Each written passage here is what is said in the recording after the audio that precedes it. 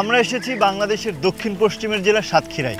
সুন্দরবন, বঙ্গোপসাগর এবং বিভিন্ন নদ নদীর সঙ্গে মিলেমিশে গড়ে উঠেছে এখানকার মানুষের জীবন। এই অঞ্চলের অধিকাংশ মানুষ সুন্দরবন এবং নদীর উপর নির্ভর করে বেঁচে থাকে, কিন্তু দিন দিন বেড়ে যাওয়া লবণাক্ততা বা নোনার প্রভাবে তাদের এই বেঁচে থাকা হয়ে উঠছে কষ্টকর। মাটিতে বা পানিতে লবণের পরিমাণ স্বাভাবিকের চেয়ে বেড়ে যাওয়াকে লবণাক্ততা বা নোনা বলে, যার প্রভাব পড়ছে তাদের জীবন ও জীবিকার উপরে। আমরাই পারি অনুষ্ঠানের এই পর্বে আমরা জানতে চাই ধীরে ধীরে বেড়ে যাওয়া এই লবণাক্ততার সমস্যা মোকাবিলায় কী সমাধান আমরা বের করতে পারি।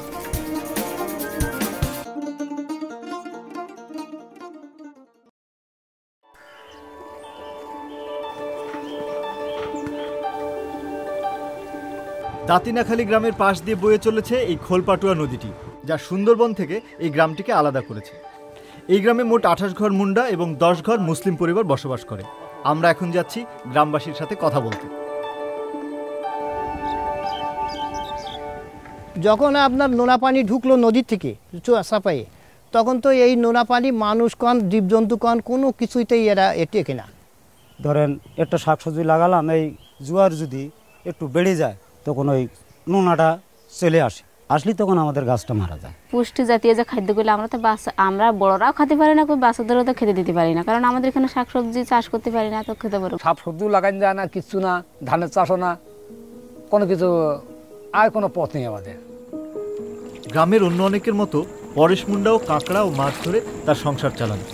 জন্ম থেকে এই গ্রামে থাকায় বাড়তে থাকা লবণাক্ততার প্রভাবও তিনি দেখেছেন খুব কাছ থেকে।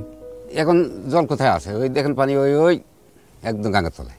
এই পানিটা এইখানে আসবে, জোয়ার যখন বেড়ে যায় তখন এইখানে আসবে। এইখান থেকে কিন্তু ওই কেরাসিনের মতন ঘেমে সমস্ত মাটিকে একদম নোনা করে ফেলে।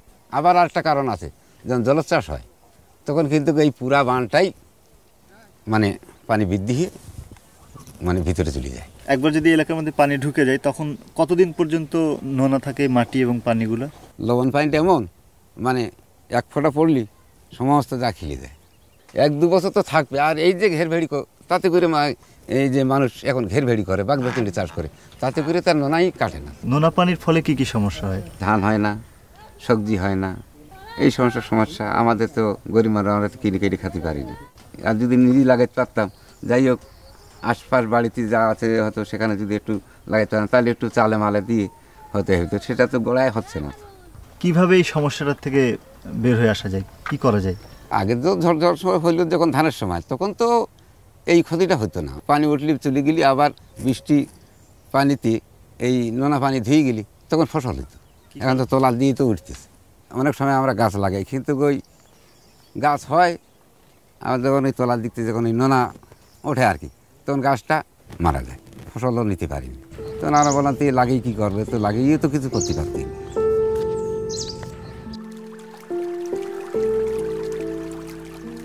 লবণাক্ততার কারণে এই এলাকায় শাকসবজি ফলানো খুবই মুশকিল। আবার বাজারের দাম বেশি হয়, কিনে খাওয়া সহজ নয়, যে কারণে পুষ্টিহীনতা কখনোই এই এলাকার মানুষের পিছু ছাড়ে না।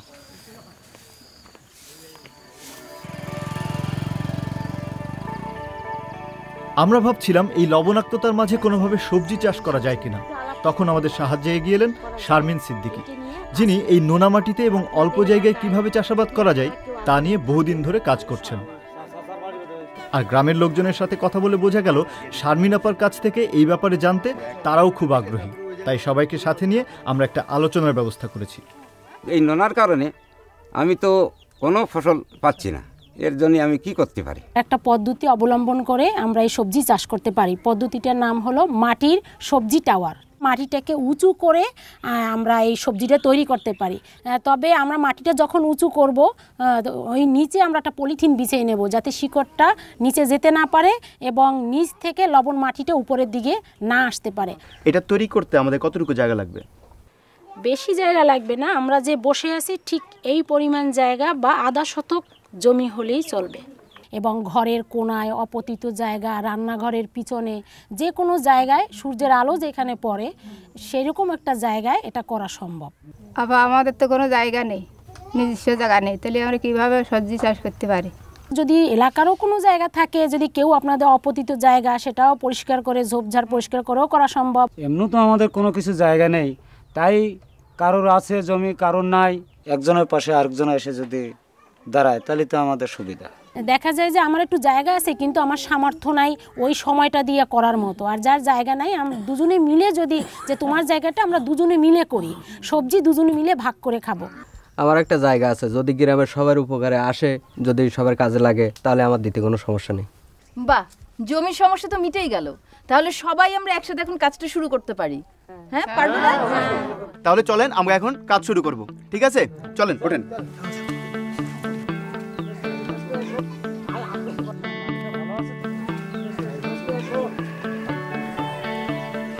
আমরা এখানে মুন্ডা এবং মুসলমান দুই জাতি এখানে একসঙ্গে বসবাস করি।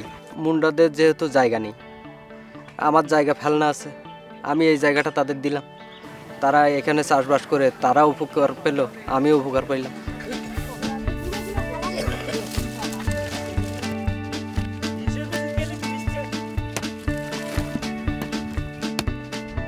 ইতিমধ্যে আমরা আমাদের কাজ শুরু করে দিয়েছি। মাসুদ ভাইয়ের এই জমিটা আগে থেকেই উঁচু থাকায় মিষ্টি মাটি পেতে আমাদের সুবিধা হয়েছে। আর এখন চলছে মাটি তৈরির কাজ। শারমিন আপা বলেছেন এখানে যে পরিমাণ জমি আছে তাতে করে 4টি টাওয়ার করা সম্ভব। আর আমরা চিন্তা করেছি 4 দিনের মধ্যে আমরা আমাদের কাজ শেষ করে ফেলব।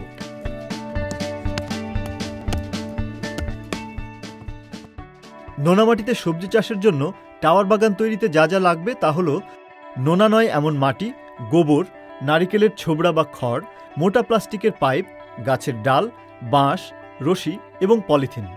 টাওয়ার বাগানের জন্য প্রথমেই বাঁশের খুঁটি ও গাছের ডাল দিয়ে 3 হাত চওড়া একটি গোলাকার খাঁচা তৈরি করতে হবে।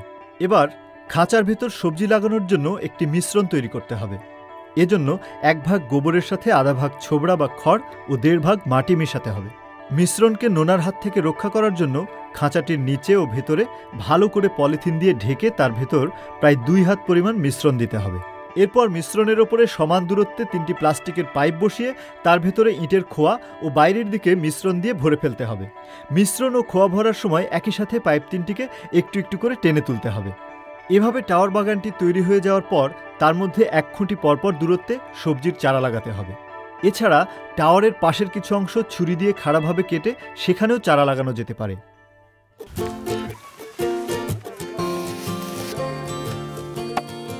পরেশ কাকা ও তার গ্রামবাসীরা একত্রিত হয়ে নিজেদের জন্য 4টি টাওয়ার তৈরি করছেন। এই পদ্ধতিতে শুধুমাত্র লবণাক্ত মাটিতে নয়, বাংলাদেশের যে কোনো জায়গায় চাষ করা সম্ভব। পতিত জমি, ঘরের কোনায় অব্যবহৃত জমি অথবা উঠানের যে কোনো কোনায় এই পদ্ধতিতে চাষ করা সম্ভব।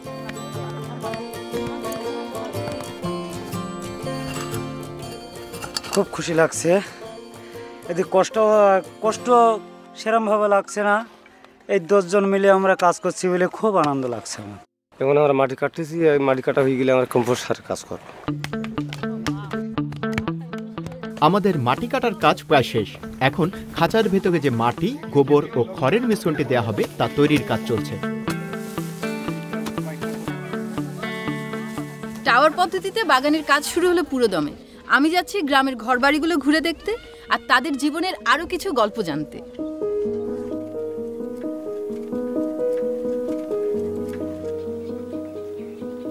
প্রতিমা মুন্ডা একজন গৃহিণী, তবে সংসার চালানোর জন্য ঘরের কাজের পাশাপাশি চিংড়ি ধরা ও শুকানোর মতো বিভিন্ন কাজও করতে হয় তাকে। আমার স্বামী কাঁকড়ার ব্যবসা করে আর শ্বশুর ওই যে ঘেরে থাকে। আমার শ্বশুর যে ঘেরে আছে ওনারা ওই চিংড়ি মাছ দেয়, ওইগুলো আমরা বাসায় নিয়ে আসি। নিয়ে রাখলে 6-7 দিন জাল দিয়ে রাখা যায়, আর টাটকায় একদিনেই নষ্ট হয়ে যায়।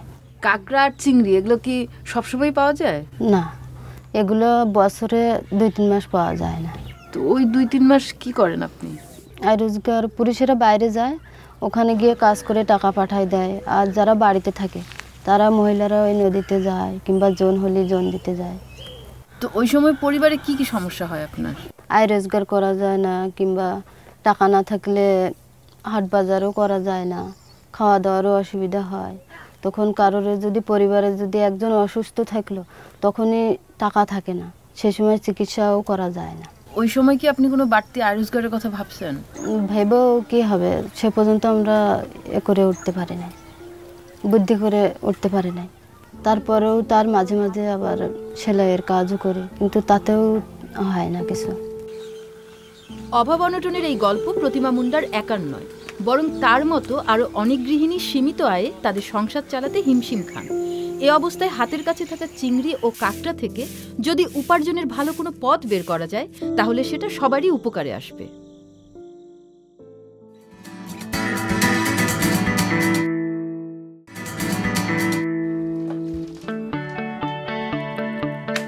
দাঁতিনাখালী গ্রামের মানুষদের সাথে নিয়ে টাওয়ার বাগান তৈরির কাজটি বেশ ভালোভাবেই শুরু হয়েছে। আর এই কাজটি ঠিকভাবে করতে পারলে নোনা মাটিতে সবজি চাষের সমস্যার একটি সমাধানও আমরা করতে পারবো। এই টাওয়ার বাগান থেকে আমরা সারা বছর সবজি পেতে পারি, কিন্তু মনে রাখতে হবে 3 বছর পর পর এই টাওয়ারগুলোকে ভেঙে মাটি মিশ্রণ করে আবার নতুন করে টাওয়ার বাগান তৈরি করতে হবে।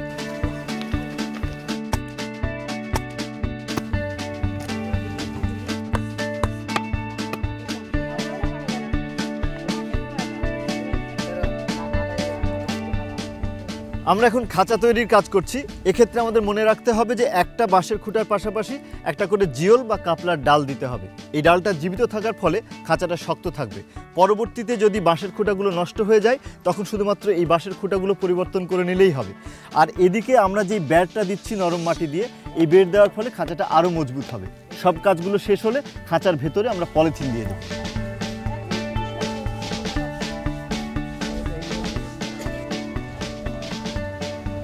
ফল দেওয়ার পরে আমরা মিক্সকার করেছি, মিক্সকার করে পরে মানে আমরা পাইল করে এখন খাঁচা তৈরি করেছি বাঁশ দিয়ে। মাটি দিতে বাকি আছে, খোয়া দিতে বাকি আছে, আরও অনেক কিছু বাকি আছে। আমরা যখন চিংড়ি ও কাঁকড়া থেকে বাড়তি আয়ের একটা উপায় খুঁজছিলাম তখনই খোঁজ মিলল সমীর রঞ্জন গায়েনের, যিনি চিংড়ির শুটকি থেকে আরও লাভবান হওয়ার নতুন একটি উপায় নিয়ে কাজ করছেন। জেলেরা তারা এই মাছটা অধিকাংশ ক্ষেত্রে নষ্ট করে ফেলে। তখন তাদেরকে আমি মনে করলাম যে এই মাছটা যদি শুটকি করা যায় তাহলে বাজারজাত করার মাধ্যমে তারা লাভবান হতে পারে। এই অঞ্চলের মানুষেরা সাধারণত রোদে শুকিয়ে চিংড়ির শুটকি করেন, যা খুব সহজেই নষ্ট হয়ে যায়। রোদে শুকানোর পদ্ধতিতে সাধারণত ওই চিংড়িটা আর্দ্রতা থাকার কারণে পোকা সম্ভাবনা দেখা যায়, কিন্তু এই ধোঁয়া দিয়ে যখন করা হয় তখন সাধারণত আর্দ্রতা থাকে না এবং পোকাও লাগে না। আমরা যে শুটকি চিংড়ি সংরক্ষণের যে পদ্ধতির কথা বলছিলাম সেটা নিয়ে দাদা অনেক দিন থেকে কাজ করতেছে। তো আমরা কিভাবে কাজটা করব দাদার কাছে শুনে নিব। দাদা, আমরা কি আসলে কাজটা করতে পারবো? অবশ্যই পারবেন। দাদা, এই কাজটি কি খুবই কঠিন? মোটেই কঠিন নয়, আপনারা সহজভাবেই এই কাজটা করতে পারবেন। দাদা, অনেকে তো চিংড়ি মাছের খুবই কম, তো এই কাজটা করা যাতে সাধারণত এপ্রিল থেকে অক্টোবর মাস পর্যন্ত আপনারা ব্যাপকভাবে চিংড়ি পাবেন। এই চিংড়িগুলো সংরক্ষণ করে আপনারা বাজারে বিক্রি করে লাভবান হতে পারবেন। তাহলে কাজটা শুরু করতে গেলে সবার প্রথমে আমাদের কি দরকার হচ্ছে? প্রথমে আমাদের দরকার 5 ফিট বাই 5 ফিট একটা জায়গা। দিদি, আমাদের কি আশেপাশে এরকম জায়গা আছে? হ্যাঁ, আছে। বাহ, আমরা তো তাহলে জায়গা একটা পেয়েই যাচ্ছি। আমরা এখন কাজটা শুরু করে দিতে পারি। চলেন দিদি, আসুন দাদা। হ্যাঁ,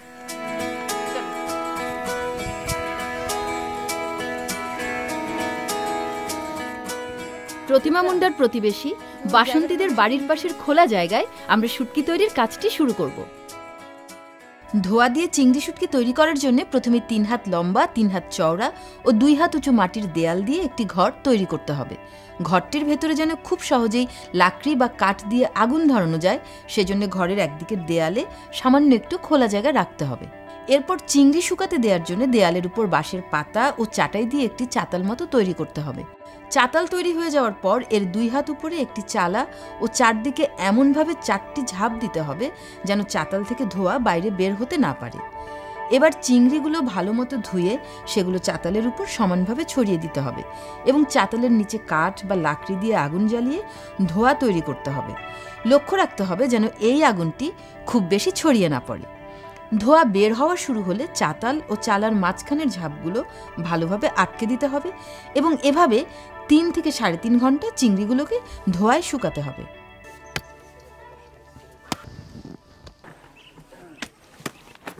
প্রথমে আমরা একটা মাটির ভিত্তি তৈরি করছি।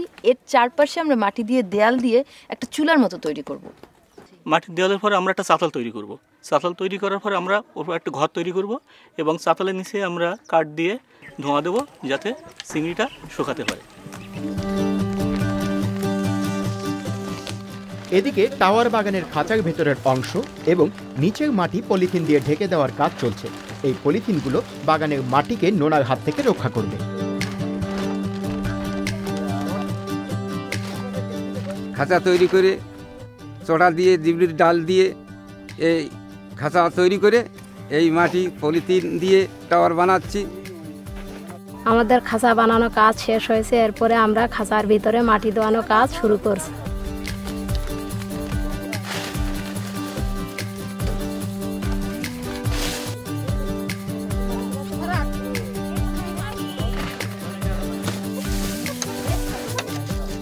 আমাদের টাওয়ার বাগান তৈরির আজ তৃতীয় দিন, কিন্তু এখনও টাওয়ারে মাটি দেওয়া, সেটাতে খোয়া দেওয়া, তারপরে সেটাতে চারা গাছ লাগানো এবং আমাদের মাচা তৈরির কাজ পুরোটাই বাকি। সেক্ষেত্রে আমরা আমাদের কাজ নির্ধারিত সময়ের মধ্যে শেষ করতে পারবো কিনা সেটা নিয়ে আমরা সবাই চিন্তিত।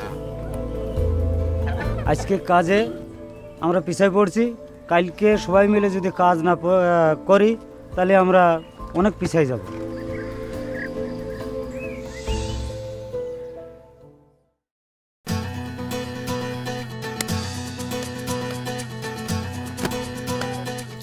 চিংড়ি শুটকির জন্য ঘর তৈরির কাজ পুরোদমে এগিয়ে চলছে। বেড়া দিলে হয়তো বেড়া পড়ে যেতে পারে, আর মাটির দেওয়াল থাকলে সেটা আর হবে না।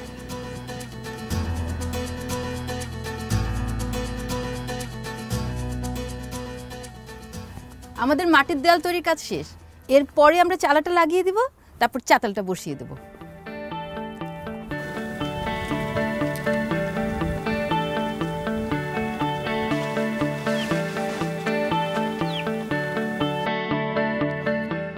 টাওয়ারের ভিতরে পলিথিন লাগানোর কাজ শেষ। এর মধ্যে আমরা মাটির মিশ্রণ 1 ফিট উঁচু করে দিয়েছি। এখন আমাদের কাজ ইটের খোয়া দেয়া। এই জন্য আমাদের দরকার 6 ইঞ্চি বেশের এমন 3টি পাইপ, যা আমরা সমান দূরত্বে বসিয়ে নেব। এই ক্ষেত্রে লক্ষ্য রাখতে হবে এই বেড়া থেকে পাইপের দূরত্ব এবং একটি পাইপ থেকে আরেকটির দূরত্ব যেমন সমান হয়।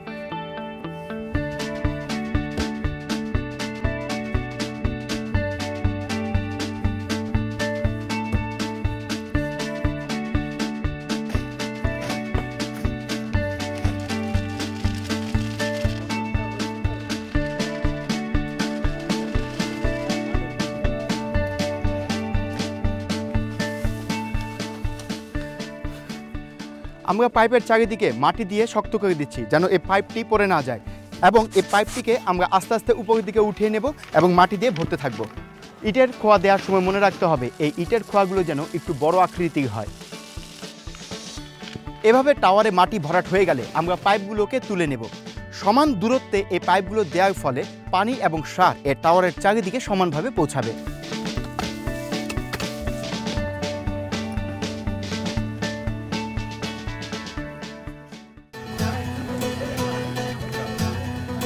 ধোয়া দিয়ে চিংড়ি শুকানোর জন্য আমরা যে ঘরটা তৈরি করছি তার দেয়ালের কাজ শেষ, এখন চলছে চালা তৈরির কাজ।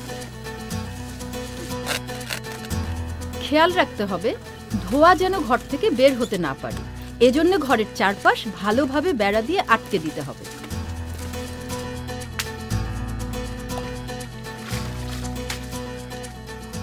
আমরা যখন চাতালটা বসাবো তখন আমাদের একটা জিনিস খেয়াল রাখতে হবে, এই যে মাটির দেয়ালটা এটা 3 ফুট উঁচু করতে হবে, কারণ এর থেকে যদি নিচু হয়ে যায় তাহলে যখন আমরা এখানে চিংড়ির শুটকি তৈরি করব তখন চুলোর খুব কাছাকাছি হয়ে যাবে এবং তাপটা বেশি লাগবে, এতে শুটকিটা নষ্ট হয়ে যেতে পারে।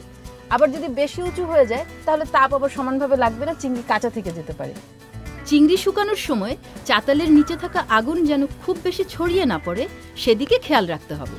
আর এই আগুনের ধোঁয়ার মধ্যে চিংড়িগুলোকে 3 থেকে 3.5 ঘন্টা শুকাতে হবে। ধোঁয়া যাতে বাইরে বের না হয়ে যায় সেজন্য আমরা ঝাপগুলো ভালো করে বন্ধ করে দিচ্ছি।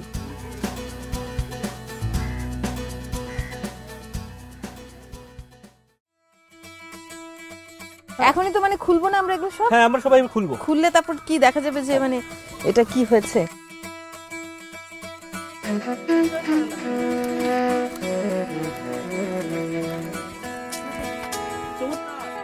চিংড়ি শুটকি তৈরির কাজটি বেশ ভালোভাবেই শেষ হয়েছে। আর এই পদ্ধতিতে কিভাবে শুটকি তৈরি করতে হয় তা প্রতিমা ও বাসন্তীর কাছ থেকে গ্রামের অন্যরাও শিখে নিতে পারবেন। চিংড়ি মাছ শুকানোর যে চুলাটা বানাইছি এটা খুব ভালো হলো। চিংড়ি মাছ শুটকি হালি বিক্রি করতে পারবো, খাইতে পারবো।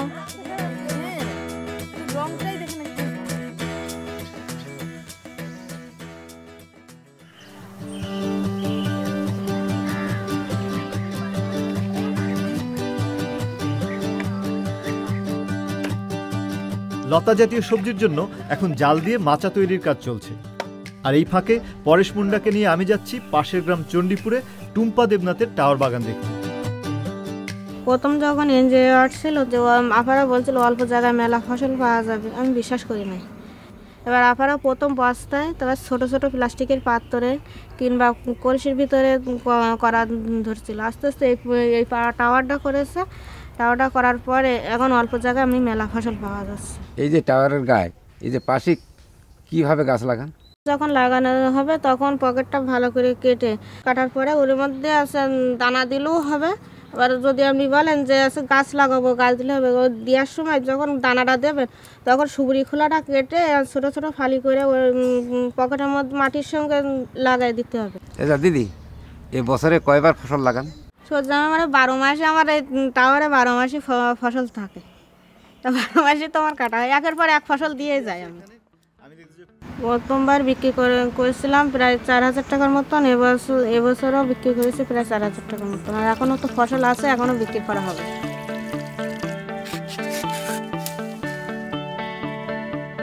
টুম্পা দেবনাথের সাথে কথা বলে আমরা যখন দাতিনাখালী গ্রামে ফিরছি তখন বাগানের জন্য মাচার পাশাপাশি গ্রামবাসীরা অনেক দূর থেকে সংগ্রহ করে আনছে মিঠা পানি এই বাগানে দেওয়ার জন্য।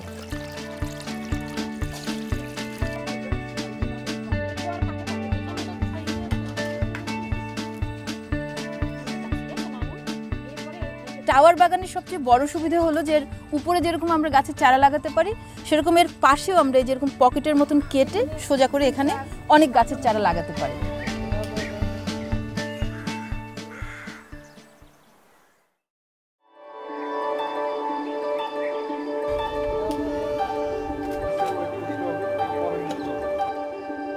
আজকের মধ্যে আমাদের কাজ শেষ করতেই হবে। ইতিমধ্যে আমরা বাগানের বেড়ার কাজ শেষ করে ফেলেছি যাতে গরু, ছাগল, হাঁস মুরগি বাগানের ক্ষতি করতে না পারে। এবার আমরা মাচার জন্য জালটাকে প্রস্তুত করছি। এটা হয়ে গেলেই আমরা মাচাটাও লাগিয়ে ফেলব।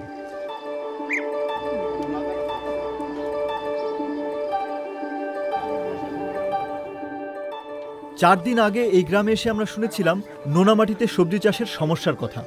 তবে গ্রামের সবাইকে সাথে নিয়ে আমরা সেই মাটিতেই সবজি চাষের নতুন একটি পদ্ধতি টাওয়ার বাগান তৈরির কাজ শেষ করেছি, যা থেকে গ্রামের মানুষ সারা বছরই তাদের প্রয়োজনীয় সবজির যোগান পাবেন।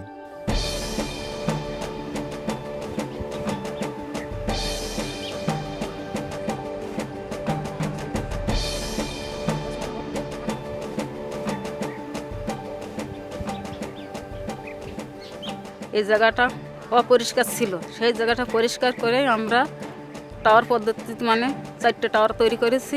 আমরা সবাই দারিদ্রতার ভিতরে আছি, সবাই আমরা সাধ্যমতো সব কিছু কিনতে পারি না, যার জন্য এটা হওয়ার ফলে এখান থেকে আমার বাজার থেকে কেনা লাগবে না। এই লবণের বুকেও যে শাকসবজি হবে কি করা যায় এ আমরা কোনোদিন ভাবিনি। আমি খুবই আনন্দিত, এই গ্রামের মানুষগুলো সত্যি সংঘবদ্ধভাবে এই কয়েকদিনে সকলে মিলে এই কাজটি তুলে আনতে পারছে।